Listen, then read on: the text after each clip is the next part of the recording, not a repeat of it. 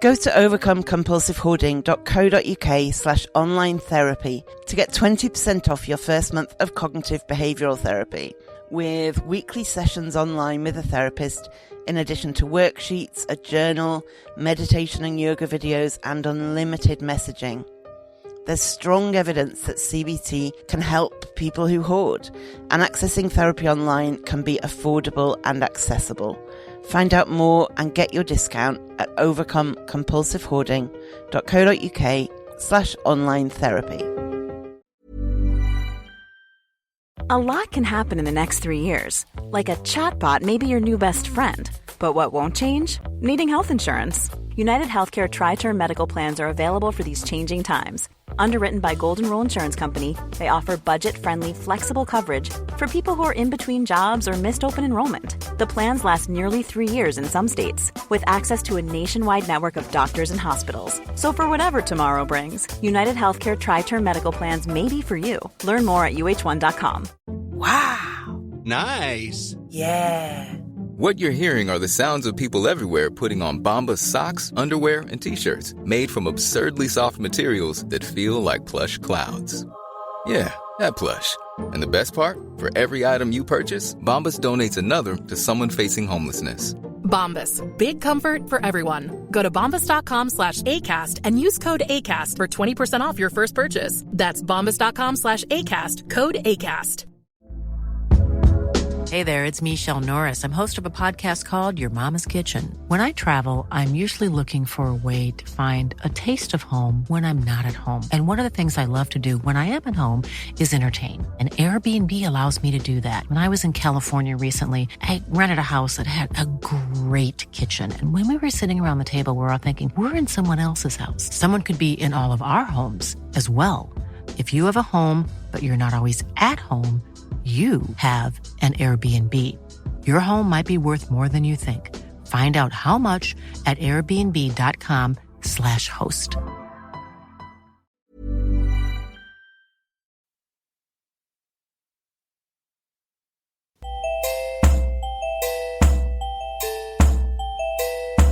Welcome to the Overcome Compulsive Hoarding with That Hoarder podcast.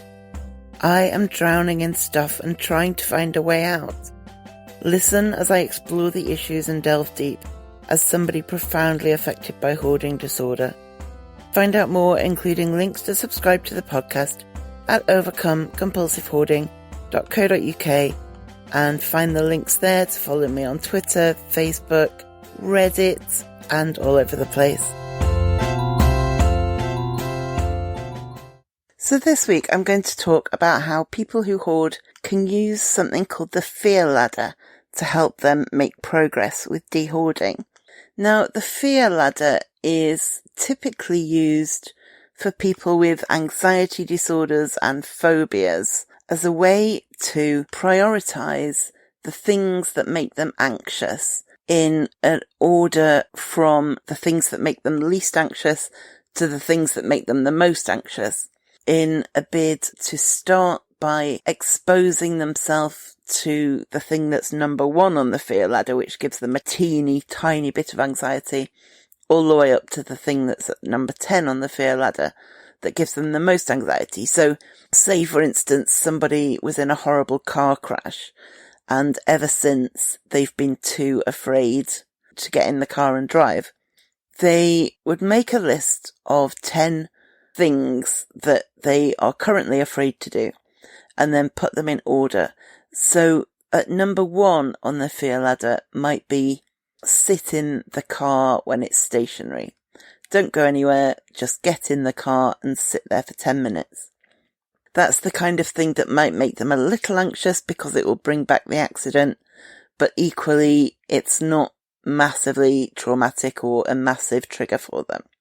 And then the next item might be sit in the driver's seat, or sit in the car stationary but turn the engine on.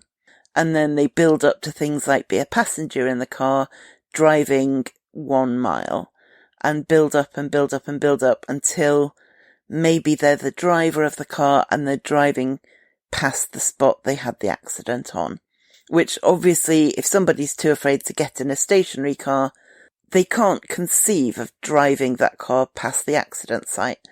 But if they create this fear ladder and build up from 1 to 10, which items are easiest and which are scariest, then it gives them a way to progress through each of those scenarios. Similarly, you might have somebody who is phobic about going to the dentist. So they would write down 10 things that frighten them. And it may be that at number 1 on their fear ladder is look at a photo of some dental equipment. Go on the web, do a Google image search for dentist tools, something like that, and just have a good look at the probe and the whatever else torture materials they have going on. And then number 2 might be ring up the dentist, explain you're phobic, and ask if you can just sit in their waiting room for 10 minutes, even though you don't have an appointment. And so you sit in the dentist waiting room for 10 minutes, and that might be number 2. Number 3 might be to book an appointment, or it might be to watch videos on YouTube of dentists doing dentistry, building all the way up to, at number 10, whatever their most scary thing, which might be have that long overdue root canal, or have a tooth extracted, or have a filling, or whatever it is that they really, really, really currently can't do. And you can see how this would work by taking these tiny, tiny, tiny steps. It starts off relatively easy, something that will raise your heart rate a little, but won't send you into a complete flap. And then you do that just enough to get to a point where you think, this is okay actually. And then you move up the ladder to the next scenario, the next situation. Now, there are different ways to apply this if you are a person who hoards. So you might be thinking, well, maybe on my fear ladder, number 1 would be get a bag ready to throw out. And number 4 might be throw that bag out. And number 6 might be throw 10 bags out. Number 8 might be throw bags out without caring too much what's in them. And number 10 might be invite your landlord round for tea.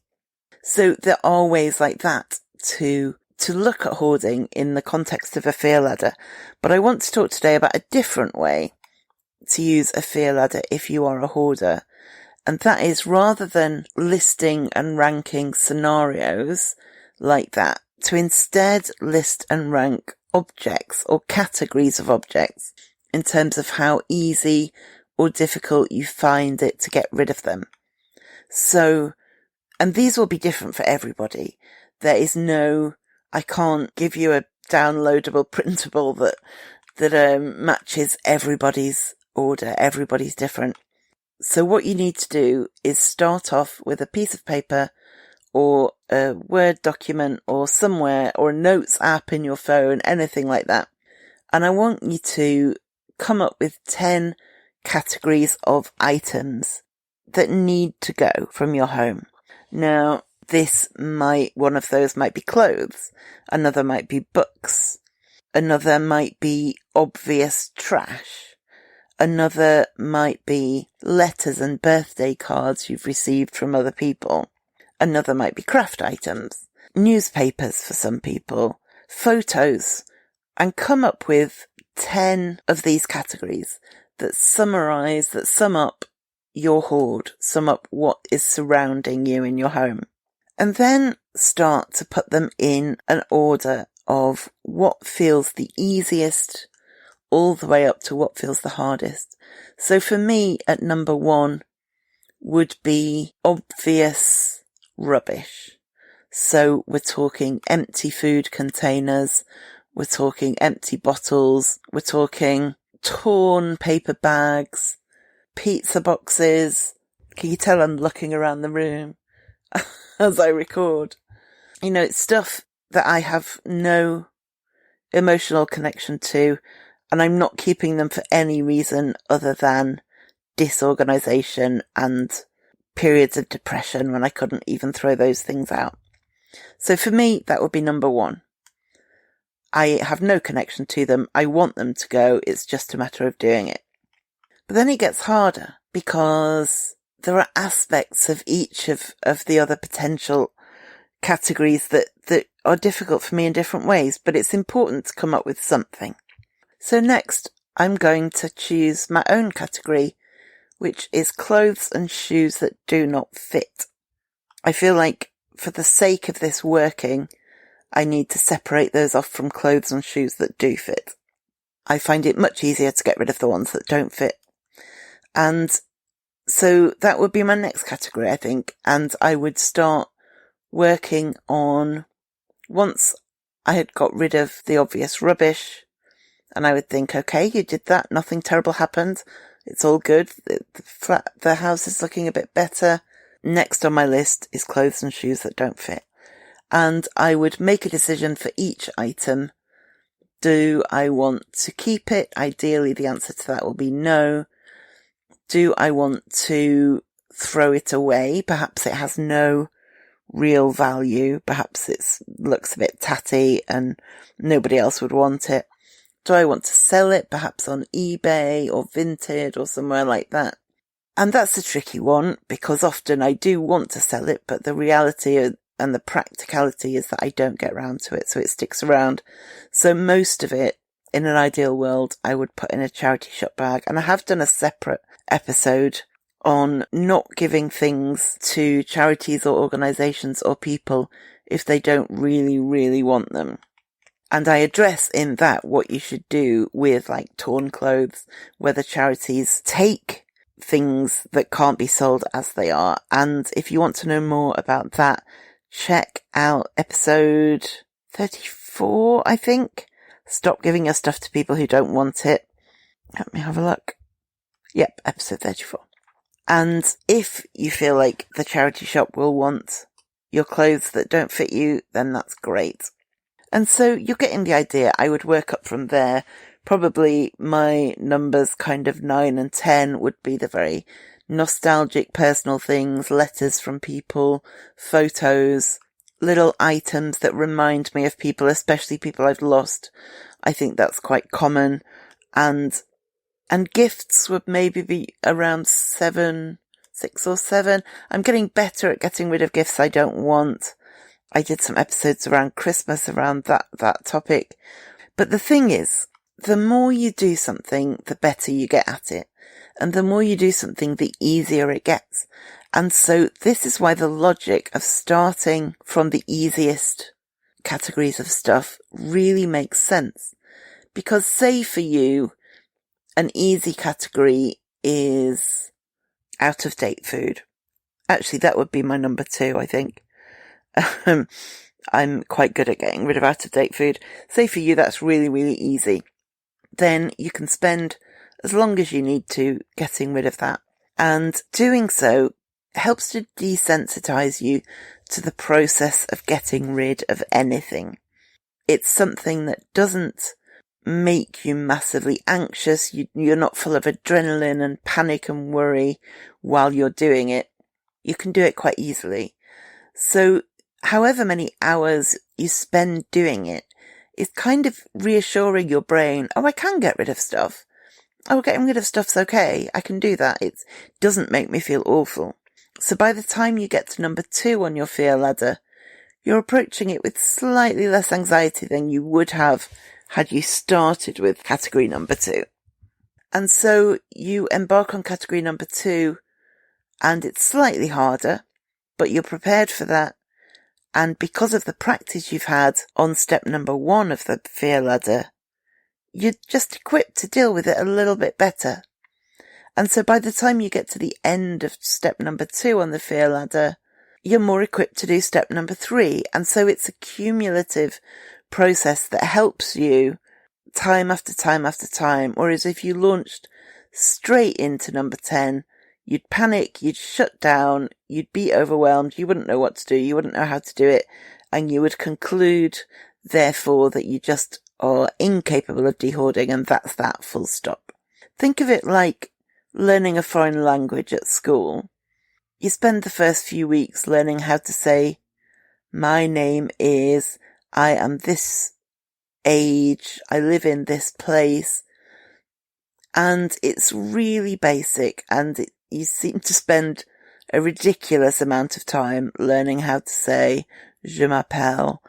And that means that by the time you get on to the next module, which may be ordering food in a restaurant or saying what hobbies you like, you think, okay, well, I've already learned how to say my name and my address and my age.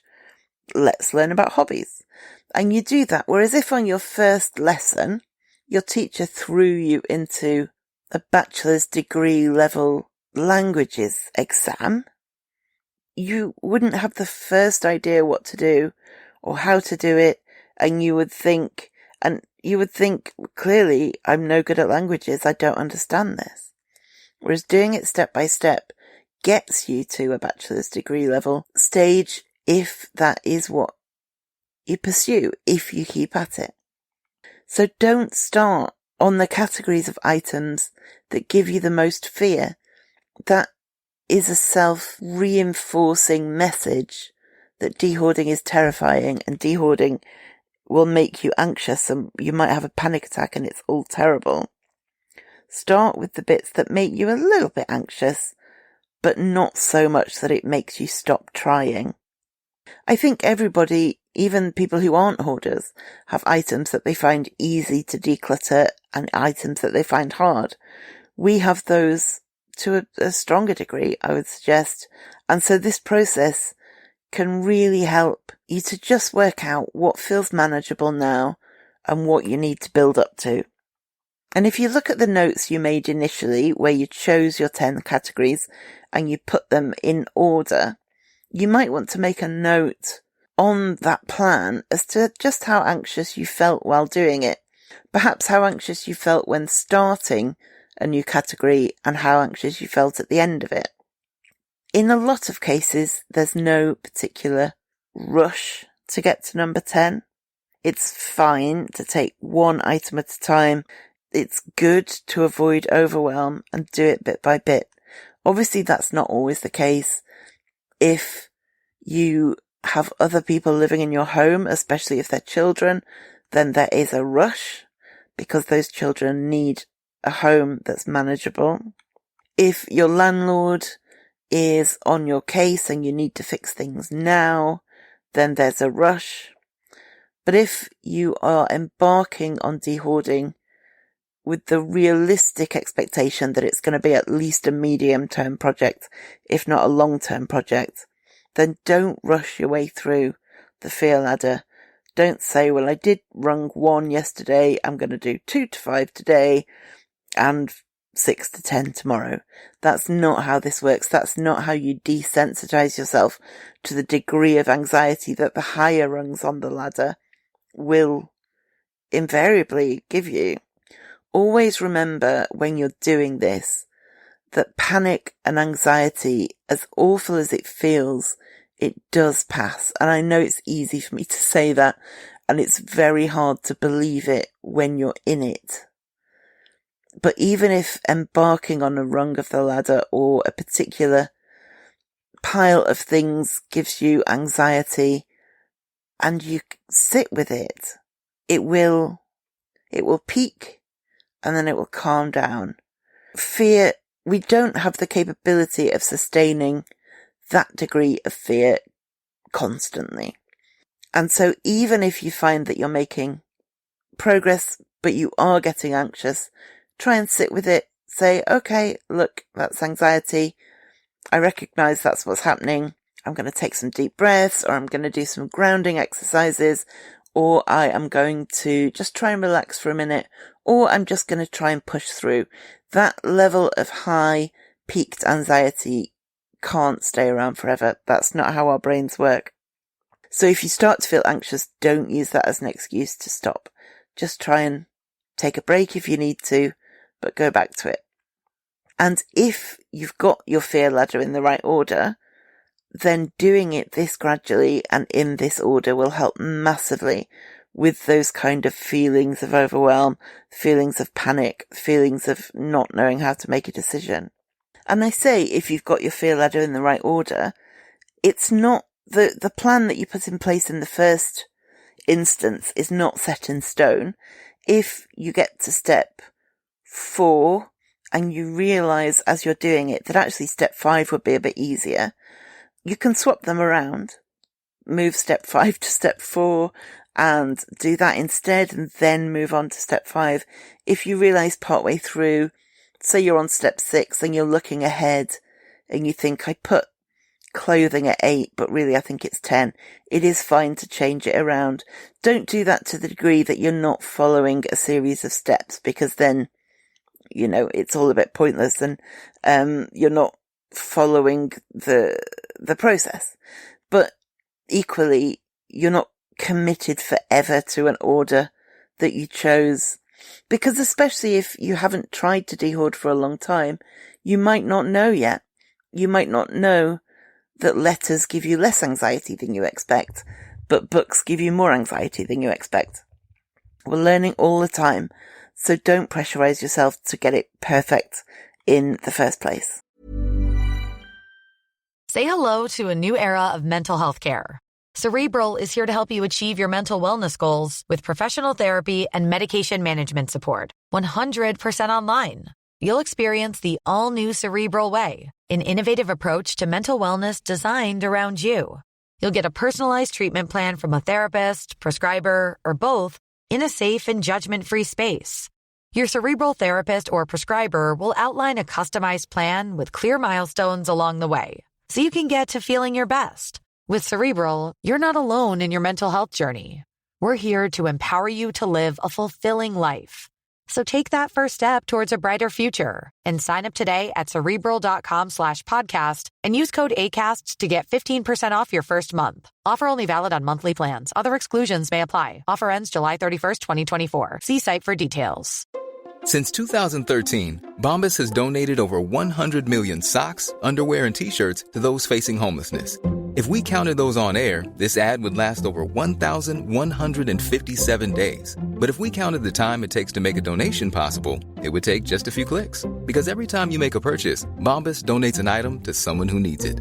Go to bombas.com/ACAST and use code ACAST for 20% off your first purchase. That's bombas.com/ACAST, code ACAST. In just 1 second, I'll give you my top tip of the week.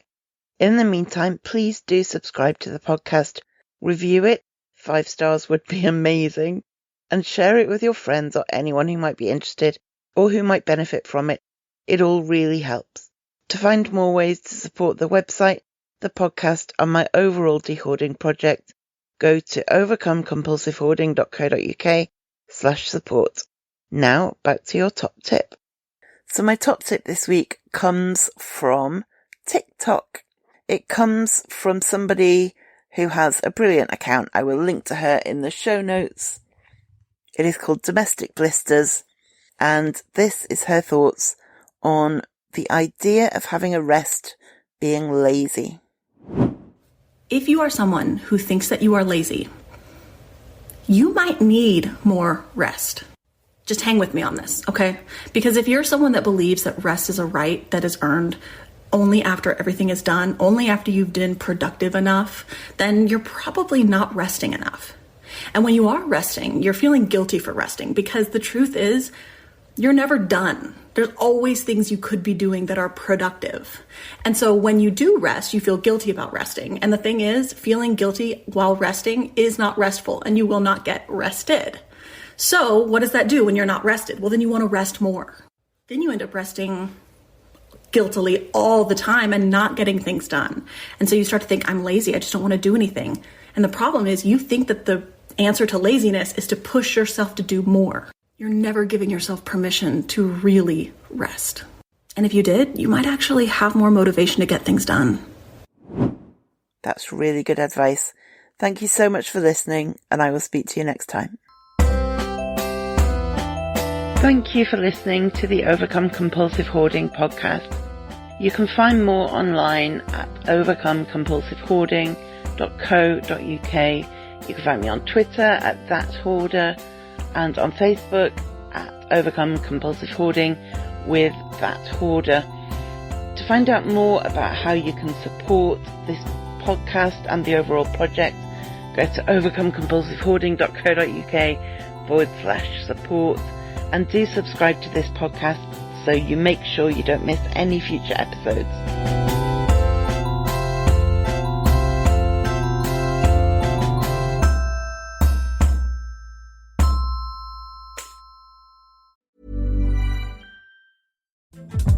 Hey everyone, Craig Robinson here. I want you to check out the Ways to Win podcast, brought to you by Ford and the new 2024 Ford F-150 truck. On Ways to Win, Coach Cal and I will discuss leadership lessons we've learned. We know all about the days spent perfecting your craft outside of the limelight and have knowledge to share about how strength, inspiration, encouragement, and adaptability are the key ingredients to drive toward your dreams. And those same ingredients can be found in the new 2024 Ford F-150 truck. So check out my podcast, Ways to Win, and also check out the new 2024 Ford F-150 truck. Learn more at Ford.com. Built Ford tough, built Ford proud.